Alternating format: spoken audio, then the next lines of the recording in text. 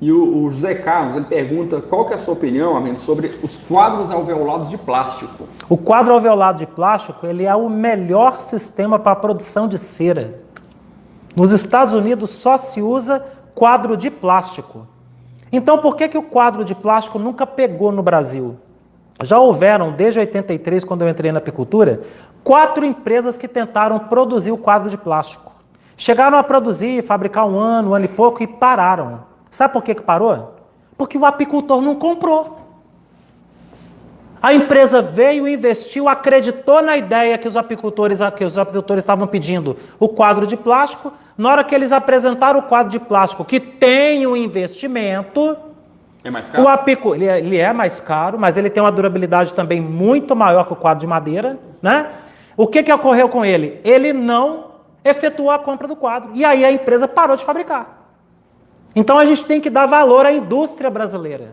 Quando vem um processo desse, ele ocorre o quê? Ele ocorre uma pujança do processo industrial da apicultura. E aí a gente tem que dar força a essas empresas que investem em tecnificação. Senão a gente fica na mesmice. Quem sai da mesmice é a gente, que tem que adotar ali as metodologias novas para tudo acontecer, né? Maravilha.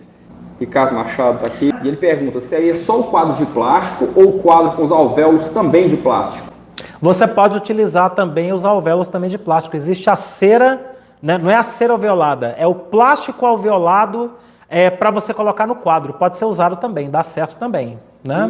Então hoje no mercado não tem aquele não quadro tem. de plástico que a gente vê nos A última empresa que fabricou foi a Plaspérola, foi meados de 2008, e logo depois eles abandonaram por falta de demanda.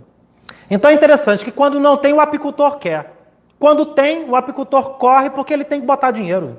Gente, se você quer fazer o seu negócio crescer, você tem que botar grana. Apicultor que fica melindrando, investir em apicultura, você tem que fazer um investimento para crescer.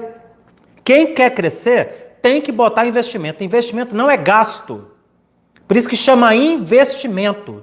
E o tamanho do teu investimento, o retorno depois ele vem na medida do seu investimento. E qual que é melhor utilizar? O quadro de plástico ou o quadro que vem também com a cera alveolada de plástico? Qual que seria melhor? O quadro de plástico. O quadro de plástico ele é superior à folha de plástico de cera, né?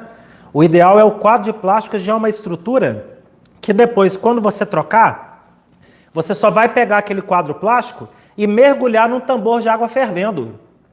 Então derreteu todo o favo, quando você retirar aquele quadro de plástico da água fervendo, ele já está limpo, pronto para poder voltar para a colmeia.